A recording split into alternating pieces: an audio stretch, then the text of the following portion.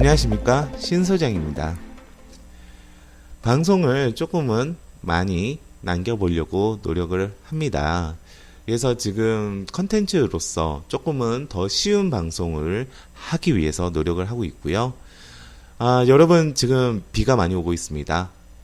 제가 지금 방송을 녹음하는 건 7월 7일이고요. 방송이 언제 송출될지 모르겠어요. 기존에 녹음된 것도 차례차례 송출이 된다고 한다면 아마 7월 셋째 주죠? 둘째 주인가요? 네, 둘째 주, 네, 중순 정도에 이 방송이 올라가지 않을까 그렇게 보여집니다.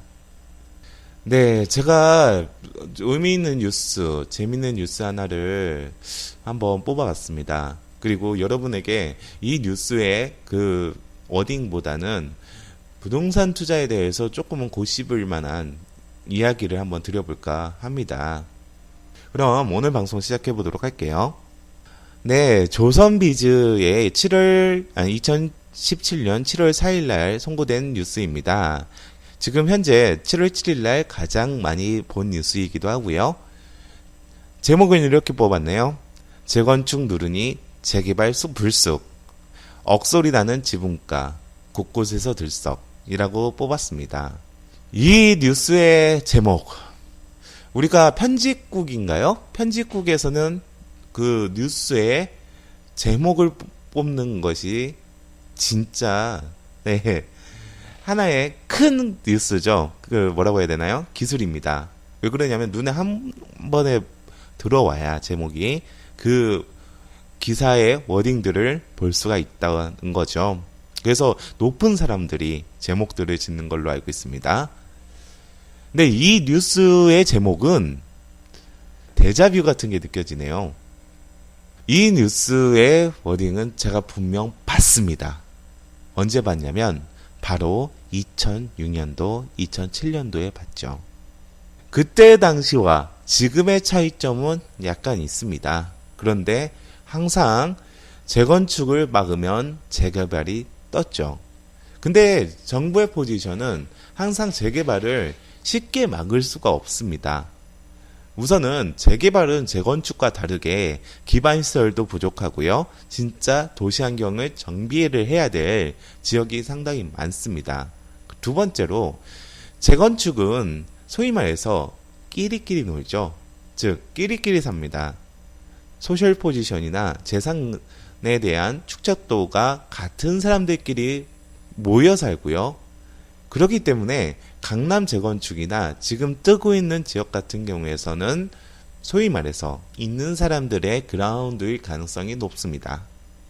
하지만 재개발은 다르죠.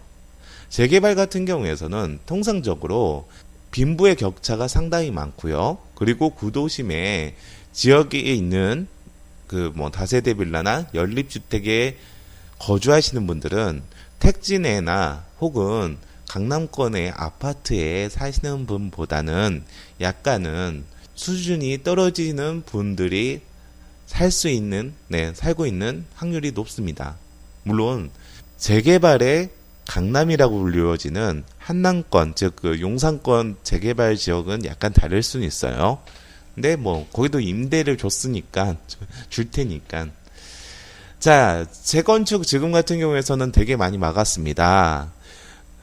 초과이익 환수제 부활, 이거 같은 경우에서는 올해 초부터 내내 떠들었던 겁니다. 네. 그리고 6월 19일 대책, 6.19 대책으로 재건축 조합원이 분양받을 수 있는 주택 숫자가 최대 3채에서 1채로 들어주는 등, 이거 같은 경우에서는요, 2006년도에도 비슷했습니다. 아마 그때는 2채까지 막아놨었을 거예요. 우리가 권리가액 산정을 받았을 때 그 권리가액 산정의 최소 가액에서 2채까지는 받을 수가 있었습니다. 왜 재개발 같은 경우는 1채만 받습니다. 재개발은. 네. 왜 재건축은 2채를 받느냐? 이유는 2채를 받을 수가 있느냐라는 거는 재개발보다 재건축이 좀 더 민간 사업에 가깝기 때문에 그게 허용이 되는 겁니다. 2채에서 1채로 줄어들었죠. 그리고 그게 3채로 늘어났다가 다시 1채로 줄어드는 겁니다. 그러니까 이것도 상승곡선, 하락곡선들이 있었던 것이죠. 네, 그렇기 때문에 우리가 투자자들의 쏠림 현상, 영향이 생겼다고 합니다. 자, 초과이익 함수, 이익 함수제. 지금 우리 박원순 시장님께서는 이거를 완전, 네, 완전, 네, 크게 보고 있는 것 같아요. 그리고 그 초과이익 함수 제도에 대해서의 자체에 많은, 네, 좀 벼르고 있다? 그런 느낌을 받고 있습니다. 특별 조성 기금을 만들겠다라는 워딩도 있었고요. 근데 이게 초창기에 만들어졌을 때 2006년도인가요? 2009년도인가요? 네. 이게 참여정부 때 이게 만들어졌으니까 2006년도겠네요. 네. 그럴 때 우리가 그 2012년인가요? 그때 아마 그게 됐을 겁니다.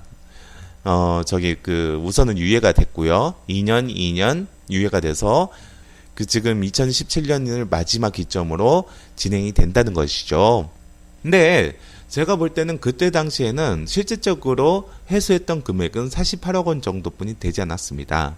근데 어떻게 보면 사업지는 상당히 많고 그리고 엄청난 금액을 회수할 수 있음에도 불구하고 실질적으로 법률적인 제도가 그렇게 정비가 되지 못한 상태였죠. 근데 그 상태에서 계속 유예가 되다가 요번에 진행이 될 때 이게 법률이 어떻게 진행이 될지 모르는 상태에서 투자자의 포지션은 보수적으로 될 수밖에 없습니다. 그리고 지금 현재로서는 초과이익 한수를 빼먹을 수 있는 혹은 그거를 빠져나갈 수 있는 부분을 법률의 정비로 인해서 그거를 차단하고 있거든요. 개정안들을 살펴보게 된다고 한다면. 그러면 이거는 명확하게 계속 진행이 되고 그리고 재건축에 적용이 되겠다라는 정부의 의지를 박근혜 정부 때부터 볼 수가 있었습니다. 지금 현재 2006년도 우리가 이른바 버블세븐 문제가 많았던 그 지역, 그때에 우리가 그 재건축은 상당히 막아놨습니다. 지금보다도 상당히 막았습니다. 네, 지금보다도 비교도 안 되게 많이 막아놨거든요. 그렇기 때문에 그때도 재개발 지역의 연립이나 다세대 지분이 분산 효과로 많이 올렸습니다. 올랐지만 그 노무현 정권 때도 그거를 막지는 못했죠. 근데 문제점은 뭐냐면 재개발은 재건축과 다르게 단결이나 결속력이 상당히 부족하기 때문에 진행이 어렵다는 것입니다. 그리고 구도심에 있는 토지들은요, 땅가 상승률이 일반 아파트의 상승률보다 더 크다고 볼 수 있습니다. 왜 그러냐면 지속적으로 상승을 했기 때문에 그렇습니다. 이렇게 지가가 상승이 되는 상태에서는 재개발 지역의 부분이 더 어렵겠죠. 우리가 지금 현재 제가 아는 지인분 중에서 도시정비업체들을 몇 명 그 종사자분들을 알고 있습니다. 그때는 그 관리업체나 도시정비업체분들은 그 평당 얼마 형식으로 해가지고 지금 그 플랜을 하거나 진행을 하고 있는데요. 근데 그 지금 전혀 그 수주를 못 받고 있는 이유가 땅값이 너무 올랐기 때문에 채산성은 안 나온다라는 겁니다. 그리고 아무리 20%에 대해서의 그 실질적인 수용권을 조합한테 주어진다고 하더라도요. 나머지 80%에 대해서의 규합도 그렇게 쉽지가 않았죠. 예전에 그 재개발 같은 경우에서는 예를 들어 보면 동의서를 구하잖아요. 그냥 지금 한참 문제가 됐었던 게 그냥 이게 동의서에 뭐에 대한 동의를 한다라는 게 없었습니다. 쉽게 말씀드려서 백지 동의서였죠. 그런 것들을 한 7장, 8장씩 받아 놓습니다. 미리 받아 놔요.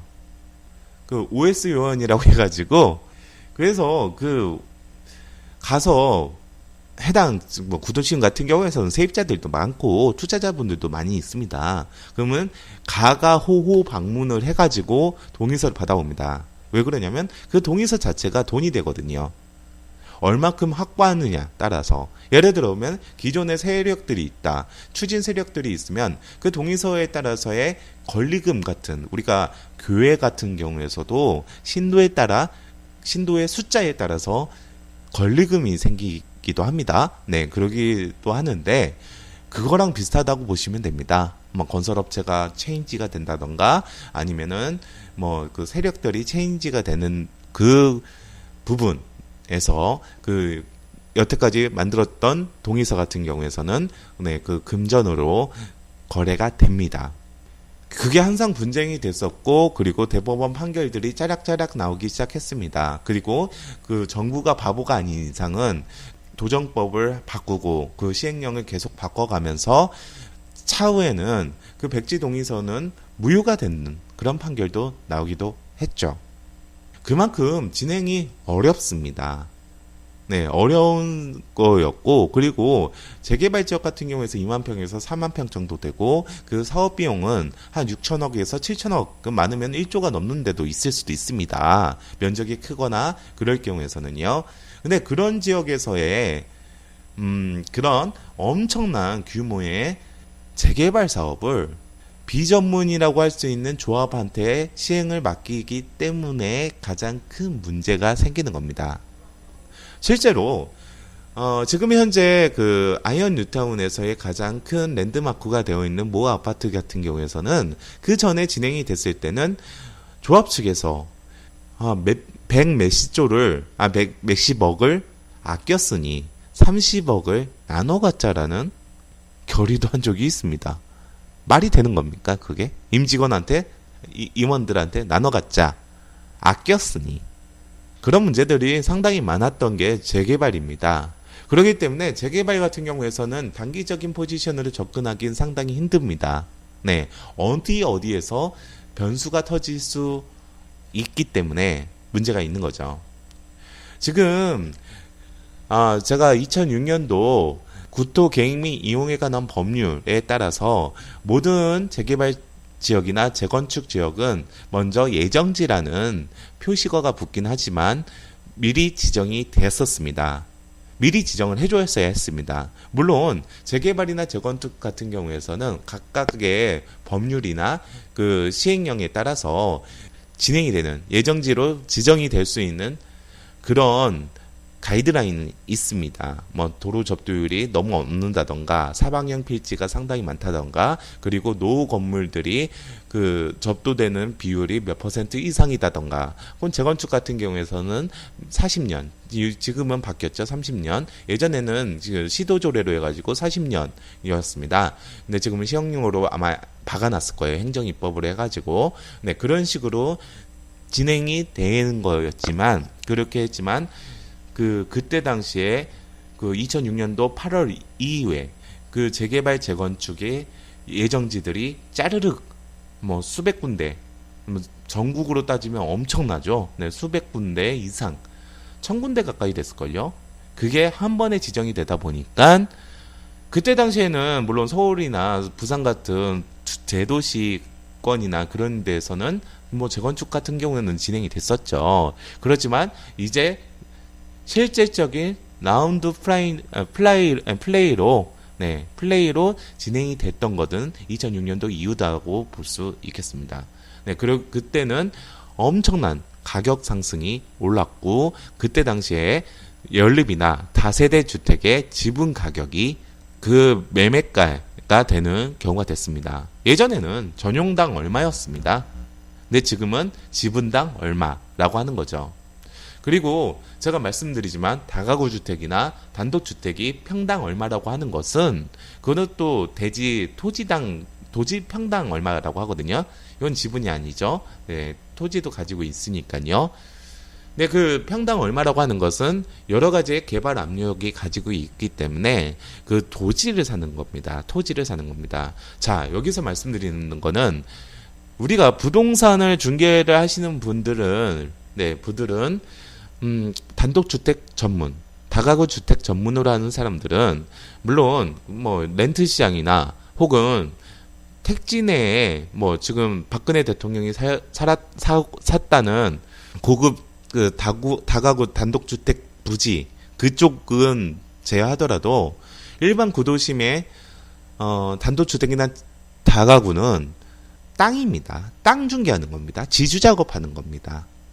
네, 그렇게 보시면 무관하세요.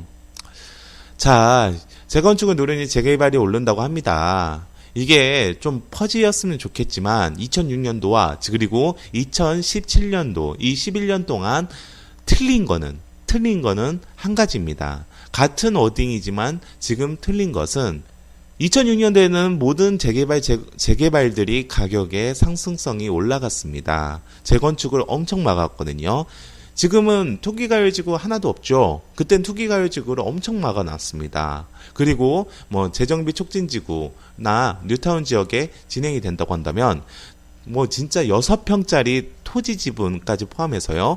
토지만 거래만 해도 완전 공산주의처럼 토지 거래 허가를 받아야 되는데 그 토지 거래 허가 자체가 어마어마했습니다. 네, 어마어마한 수준입니다. 뭐 6개월 이상 살아야 되고 뭐 어쩌고저쩌고 그때 당시에 가이드라인이 그 정도였어요. 근데 그 정도의 지금의 옥죄임은 없는 상태에서 그리고 또 제가 말씀드리고 싶은 거는 재개발이 그때 당시에는 우와 이제 시작이다 라고 해서 시작을 했지만 지금은 뭐야 재개발 뭐 전혀 진행이 안 되잖아 라고 하는 시기가 왔습니다. 이미 학습 효과가 있다는 것이죠. 그때 당시에는 처음 시작하는 부분이 많았기 때문에 수도권이나 서울 외곽 쪽이나 아니면은 그때 당시에는 법률상에는 50만 이상의 시도에서는 의무적으로 지정을 했기 때문에 그런 부분이 생긴 겁니다. 그때 당시에는 초창기 시작이었다고 치면 지금은 이제 아는 거죠. 네, 재개발은 정말 보수적으로 접근해야 되고 그리고 조심해야 될 사업지가 상당히 많구나. 그렇기 때문에 지금 현재 재건축을 막고 재개발이 뜬다고 쳐도 이른바 재개발의 강남이라고 불릴 수 있는 용산 지역이나 혹은 기존의 뉴타운 지역 중에서도 뭐 그나마 좀 진행이 되는 지역들 그런 지역들의 가격이 상당히 오르고 있다는 겁니다. 네, 오늘은 좀 두서가 없는 방송이었습니다. 네, 뭐 이렇게 세 줄 요약인가요? 요새 그거 많이 뜨죠? 네, 세 줄 요약을 한다면 우선은 재건축을 막기 때문에 2006년에 있었던 그 형식처럼 재개발이 풍선 효과를 보고 있으나 2006년과 2017년의 차이점은 2006년은 재개발의 실질적인 스타팅 포인트였다고 치면 지금은 이미 재개발이 돈이 안 되는구나 라고 많이들 느꼈기 때문에 지금 현재 진행이 되는 서울의 중심권의 몇몇 지역에 대해서의 풍선 효과의 그 꿀을 누리고 있다 라는 얘기입니다. 제가 또 말씀을 드린 적이 하나 있어요. 분양권을 막으면 아파트의 분양권을 막으면 오피스텔의 분양권이 ตึ 근데 오피스텔의 분양권이 떴을 때 제가 말씀드리고 싶은 거는 그것도 2006년도에 똑같은 워딩으로 방송이나 뉴스에 나왔습니다. 윈스턴 처칠이 얘기했나요? 역사를 모르는 민족은 미래가 없다. 신채호 선생님이 얘기한 게 아니라 그 원제는 제가 알기로 윈스턴 처칠이 2차 세계대전의 히어로 영국 총리가 얘기한 건데 말 그대로 2006년도에 다 봤던 워딩들이에요. 지금 나와있던 것들이. 근데 2006년과 틀리게 그때도 뭐 오피스텔 분양권이 상당히 뜬다라고 했는데 그때 오피스텔 분양권에 투자했던 사람들이 가장 큰 계피를 받거든요. 그때는 전용률이라고 우리가 말하잖아요. 전용률이라는 차이를 잘 모르는 거예요. 분양평당 오피스텔은 가격이 매겨지다 보니까 전용률을 아주 낮게 하고 그러면 분양 평수가 넓게 나오잖아요. 전용 면적이 작아도 분양 평수를 높게만 뽑을 수가 있잖아요. 그래가지고 거기에서 평당가도 매기기 때문에 다른 데보다 저렴하다 라고 속여놓고 파는 오피스텔이 있습니다. 분양을 했었죠. 그게 바로 몇 조의 증거금이 거쳤다는 송도의 더프라우입니다. 지금은 알죠, 우리가. 오피스텔은 힘들다. 그리고 오피스텔은 임대수익형 부동산은 제가 늘상 말씀드리지만 임대수익형 부동산으로 우리가 알고 있는 부분의 분양권은 절대 투자하는 거 절대 아닙니다. 절대 아닙니다. 근데 그거는 항상 얘기합니다. 절대 아닙니다. 네, 그렇기 때문에 제가 말씀드리고 싶은 거는 그 워딩이 2017년에도 2016년에도 많이 나왔었습니다. 우리가 11.3 대책이 일어났을 때 뭐 오피스텔이 뜬다 해가지고 오피스텔 분양하는 분양 뉴스들이 많이 떴었는데, 제가 최근에 사례를 보면 김포에 뭐 아파텔이 있습니다. 내가 아파텔이라고 하면 그냥 아파트 같은 오피스텔 등기가 났는데 아파트라고 보시면 됩니다. 전용률이 상당히 크죠. 물론 그 세부적으로 가면 뭐 베이나 혹은 그 뭐라고 하죠? 네, 테라스에 대해서의 기준점이 약간 다릅니다. 네. 그렇기 때문에 실질적으로 말씀드리면 같은 평형이라고 해도 아파트가 아파텔보다 두세 평이 더 큽니다. 그거는 구조적인 차이 때문에 그렇습니다. 근데 아파텔에 투기 강풍이 일어났어요. 그 김포에 있는데 투기를 했던 세력들은 제가 알기로는 마곡, 네, 문정, 그리고 네, 몇몇 지역에 그 세력들이 들어간 걸로 알고 있는데, 그 세력들이 그때는 청약 놓고 진행을 했죠. 피를 나중에 얼마에 넣는지 아십니까? 그렇게 세력 그 투기 강풍이 일어났는데 엄청나게 거기 있는 사람들 다 투자했어요. 근데 피가 500만 원이요, 500만 원. 매가가 4억, 5억짜리인데 개피 본 거죠. 저는 제 주변에 많이들 다 그 청약을 했어요. 그리고 다 떨어졌죠. 근데 절대 투자하지 말라고, 청약하지 말라고, 그냥 물론 청약하면은 좀 증거금 낳고 청약금 넣고 나중에 또 그냥 돌려받잖아요. 그 일주일이나 아니면 2주에 따른 그 기간에 대해서 피를 먹고 빼겠다라고 하는데, 내가 그냥 발품만 판다고 했어요. 발품만. 그냥 100만 원 그 어디에 맡기고 돌려받는 거다. 그것도 바로 돌려주는 것도 아닌데. 그래서 지금 모피로도 많이 올라오더라고요. 네, 우리 그 중개사끼리 뭐가 있어요. 비밀 루트가 있는데, 네, 네, 비밀 커뮤니티라고 해야 되나요? 네, 있는데 무피로 많이 올라오더라고요. 뭔 짓인가 그게. 에휴 참. 계약금은 치른 새끼들은 무슨 생각으로 치렀는지 원. 네, 오늘은 여기까지 말씀드리도록 하겠습니다. 부동산 엑스파일 구문익 신소장의 신소장이었습니다. 여러분 감사합니다.